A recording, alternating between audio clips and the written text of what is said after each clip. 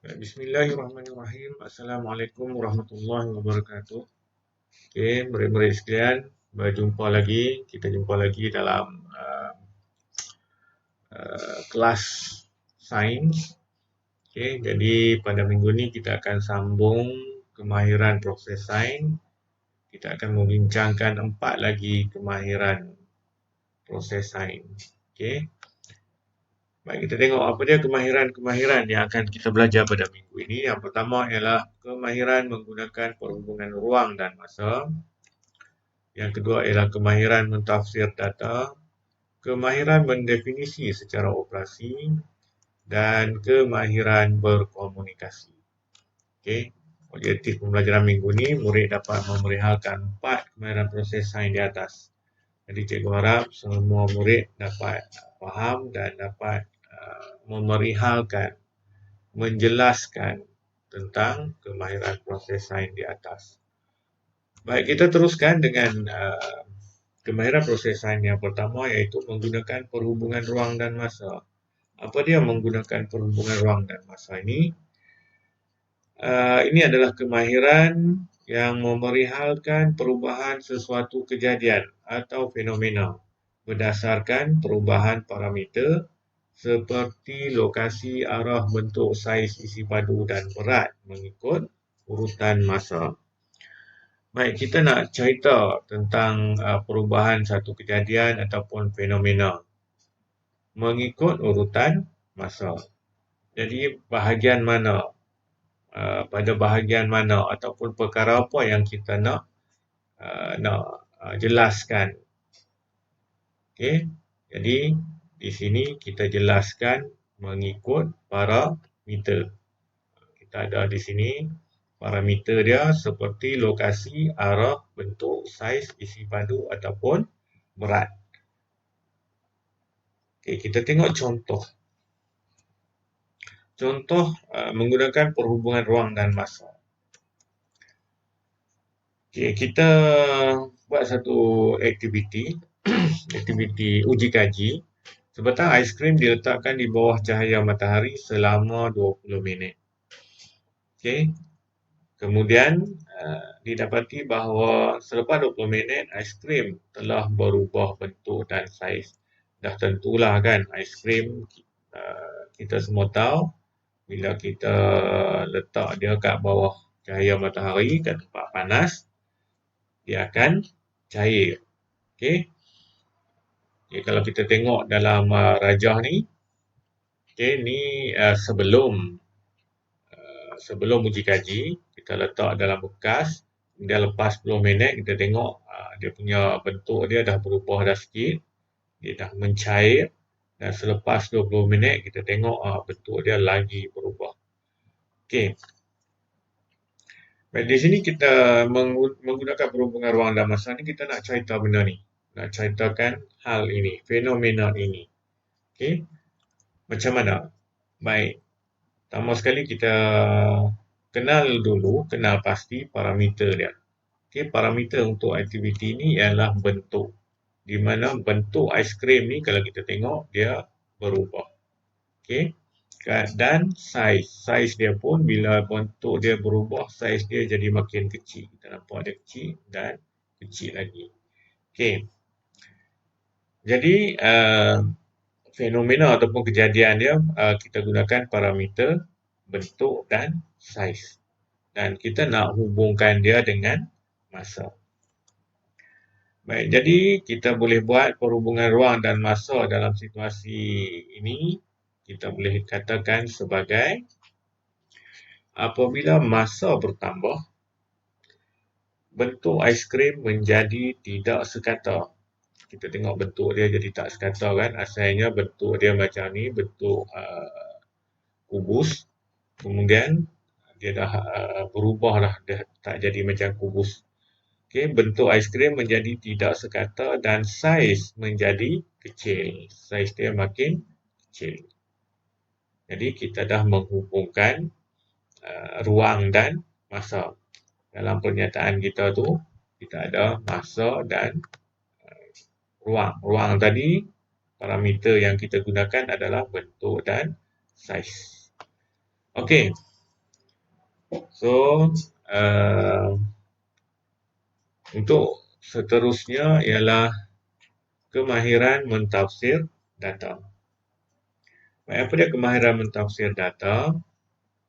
Kemahiran yang memberikan penerangan yang rasional tentang objek, peristiwa atau pola daripada data yang dikumpul. Kita nak terangkan balik, nak ceritakan balik apa yang kita dapat daripada sesuatu data yang dikumpul. Okay, kita tengok contoh. Baik, ada 3 tempat makanan burung yang dilabel dengan huruf A, B dan C. Okey. Contohnya macam ni, kita tengok ada tempat, kita sediakan tempat makanan A, B dan C. Okey. Baik, pemerhatian ke atas bilangan burung yang makan di tempat makan tersebut direkodkan. Okey, kita catatkan burung yang main makan di situ di setiap tempat makan tu A, B, C tu berapa ekor setiap hari. So kita dapat dia punya data dia macam ni. Hari yang pertama, okey, tempat A 4, B 2, C 3 dan seterusnya hari kedua, ketiga, keempat dan kelima. Dan kita dapat jumlah dia macam ni. Jumlah bilangan burung A ada 33 ekor, B 20 ekor dan C 26 ekor burung. Baik, ini data yang telah dikumpulkan oleh beberapa orang murid tadi. Jadi, bila kita tengok jadual yang diberikan ataupun ditunjukkan ini, kita mestilah boleh tafsirkan semula data-data yang ditunjukkan. Baik, banyak penerangan rasional yang boleh dibuat berdasarkan data dalam jadual di sebelah ni, jadual yang ni. Okey. Kita tengok apa data ataupun penerangan yang ada. Yang pertama, tempat makan A paling banyak didatangi burung. Okey, tempat makan A paling banyak. Selama 5 hari ni dia ada 33 ekor dan B ada 20 sahaja dan C ada 26. Jadi A adalah paling banyak, tempat makan A paling banyak burung yang datang. Okey. Jadi kita dah tafsirkan data kat sini sebagai A paling banyak didatangi oleh burung. Okey, kita tengok tafsiran yang kedua. Penerangan yang kedua iaitu tempat makan B paling sedikit didatangi burung. Kita tengok, kita boleh juga kata tempat makan B paling sedikit burung. Sebab dia paling sikit. Kalau kita tengok daripada jumlah kan, dia yang paling sikit. Okey, dan yang ketiga, bilangan burung yang datang direkodkan selama 5 hari. Okey, kat sini pun kita boleh nyatakan juga, kita boleh buat penerangan. Kita buat aktiviti pemerhatian ini selama 5 hari. Kita rekodkan daripada hari pertama sampai hari ke-5. Okey, jadi semua ketiga-tiga penerangan ini dibuat berdasarkan data yang dikumpul. Data yang dikumpul direkodkan dalam jadual macam ni, kita tafsirkan semula. Kita jelaskan semula. Itu maksud mentafsir data. Senang kan? Okey. Baik, kita tengok kemahiran yang seterusnya iaitu mendefinisi secara operasi. Apa dia mendefinisi secara operasi? Iaitu kemahiran memberikan definisi tentang sesuatu konsep dengan menyatakan perkara yang dapat dilakukan dan diperhatikan. Kita nak bagi definisi. Definisi ni maksud. Kan? Definisi makna dia maksud. Kita nak bagi maksud, kita nak bagi makna berdasarkan kepada operasi. Bagi maksud secara operasi. Okey.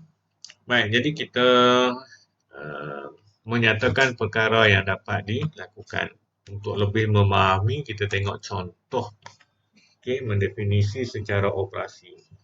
Baik, kita buat satu aktiviti menguji keupayaan bahan menyerap air. 3 bikar diisi dengan 50 ml air dan dilabelkan dengan huruf A, B dan C. Setiap bikar direndam tisu yang berbeza ketebalan. Okey, kat sini kita tengok ada 3 bikar A, B dan C. Okey, bikar A, dia punya air dia 50 ml, semua 50 ml. Tak berapa nampak air dia, tapi boleh nampak. Okey. Baik, kita tengok yang A ni tisu dia nipis. Okey. Okey, B tisu dia tebal sikit, sederhana tebal. Dan bikar C tisu dia tebal, kita boleh nampak kat sini. Okey. Baik, jadi bagaimana kita hendak menentukan kuantiti air yang diserap oleh tisu? Kita dah letakkan tisu kat atas tu. Macam mana kita nak tahu berapa banyak air yang diserap oleh tisu?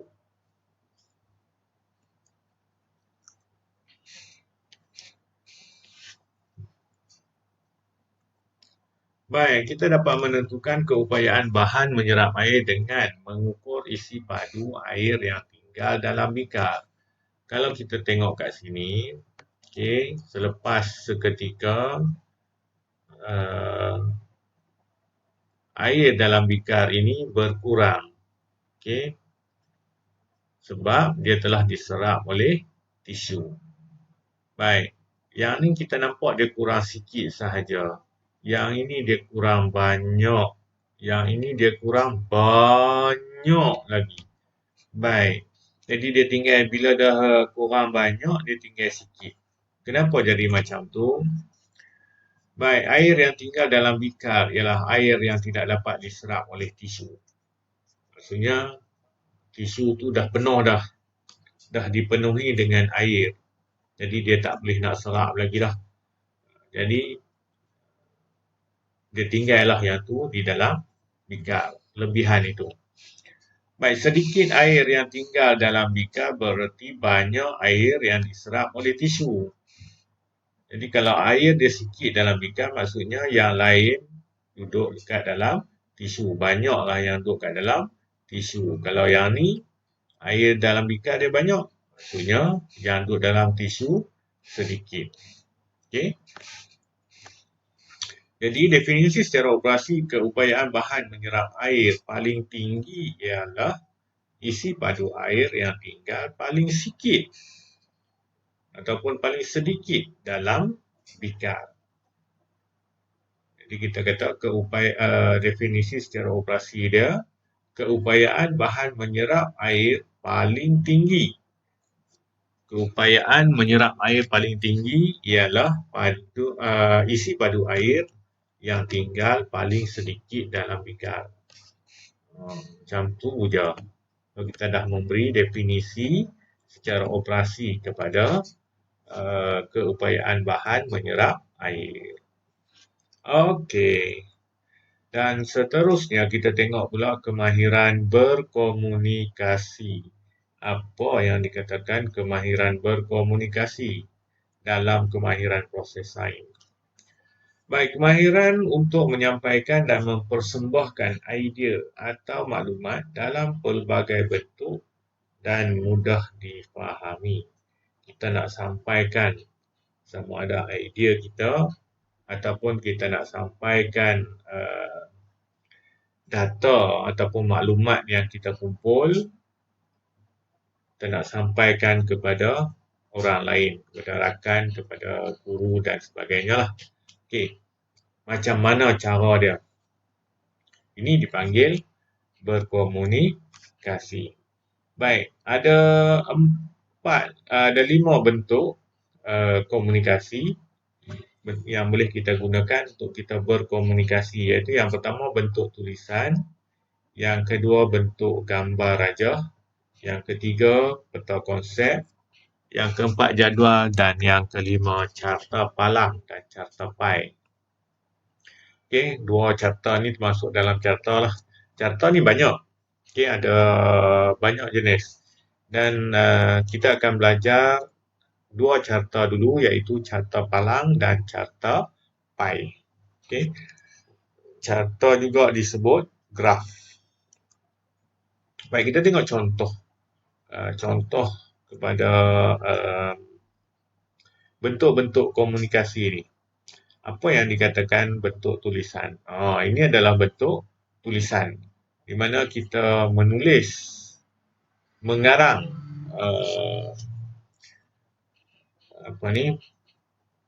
benda-benda yang kita nak sampaikan tadi. Data, maklumat ataupun idea yang kita nak sampaikan tu kita tulis dalam bentuk karangan. Panjanglah kan nak cerita, buat karangan, buat laporan dan sebagainya, dan kita persembahkan kepada guru ataupun rakan yang lain.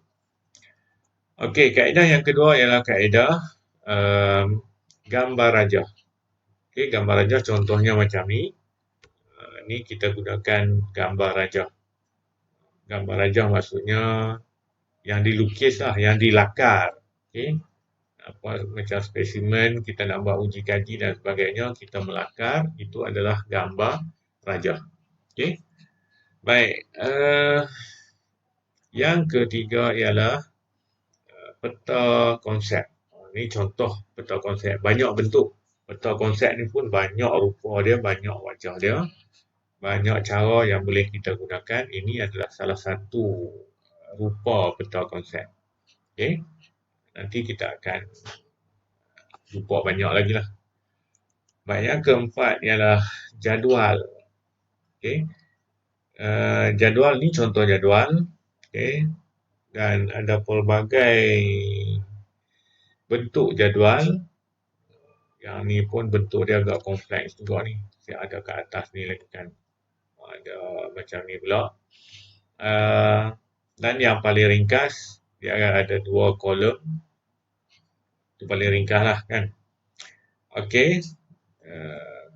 Dan yang kelima ialah carta. Iaitu ni adalah carta palang. Okey. Yang biru-biru ni, tiang-tiang ni, ini yang dipanggil palang. Okay, ada carta palang macam ni, carta palang dia menegak. Dia ada juga carta palang yang sengit, mengiring. Tapi kita fokus pada yang ini dulu. Kita cuba fahamkan carta palang yang standard, yang selalu digunakan adalah yang tiang tegak macam ni. Okay. Dan carta yang kedua ialah carta pai. Okay. Ini carta pai. Dia berbentuk bulat dan dia ada bahagian-bahagian macam ni dipecahkan. Dan bahagian ini dibezakan dengan warna. Kalau tengok dia warna dia lain-lain. Dan di tepi ni, ini dia punya clue dia.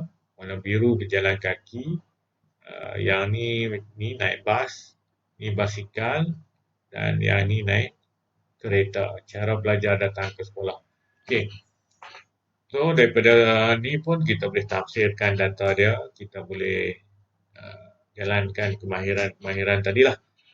Baik, yang penting ialah kita tahu, kita kena faham macam mana kita nak berkomunikasi dengan orang lain. Kita nak sampaikan idea kita, cara yang, kaedah yang mana, bentuk yang mana yang sesuai untuk kita gunakan. Ada situasi sesuai gunakan jadual, ada situasi sesuai gunakan gambar rajah. So, kita kena pilih bentuk yang paling sesuai, mudah difahami. Okey, jadi itu sahaja yang kita nak belajar pada minggu ini. 4 kemahiran proses sains. Okey. Semoga awak semua sentiasa sihat. Okey, stay safe, stay home. Jumpa lagi minggu depan.